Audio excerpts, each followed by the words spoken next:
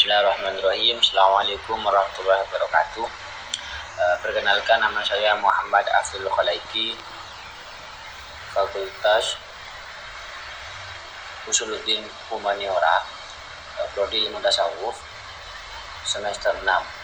Jadi di sini kami akan menjelaskan tentang psikologi sofistik. Jadi psikologi sofistik adalah cabang ilmu yang menggabungkan pemahaman psikologi modern dengan ajaran spiritual Islam, khususnya di tasawuf.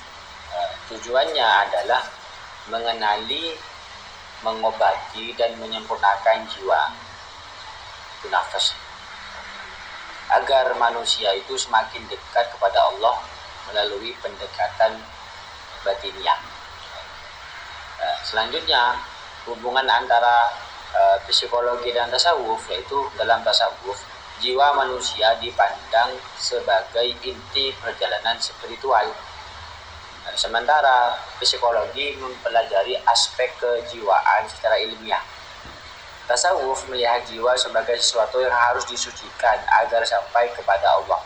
Maka psikologi sofistik menjadi jembatan atau perantara atau wasilah antara ilmu jiwa dan ilmu spiritual saling melengkapi. Berikutnya, untuk terkait konsep nafas, dalam Islam nafas atau jiwa manusia memiliki tingkatan. Ada 3 jenis. Yang pertama itu nafas ammaroh, jiwa yang selalu mengajak pada kejahatan. Yang kedua itu nafas lawamah, jiwa yang mencela dirinya sendiri atas dosa.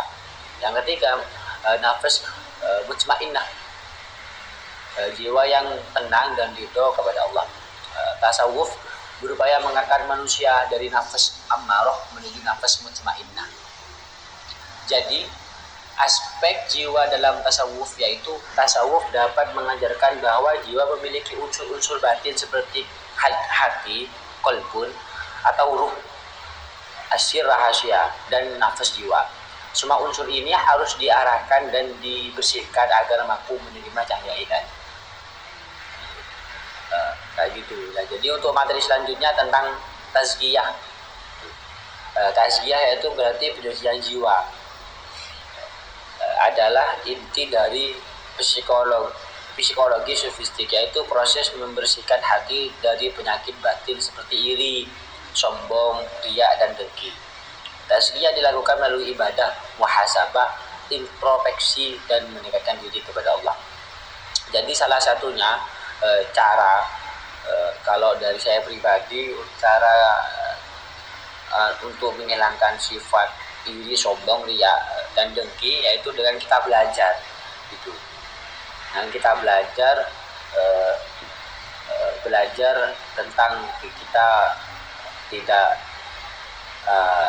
riya kepada orang lain atau dengki atau sombong terhadap orang lain gitu.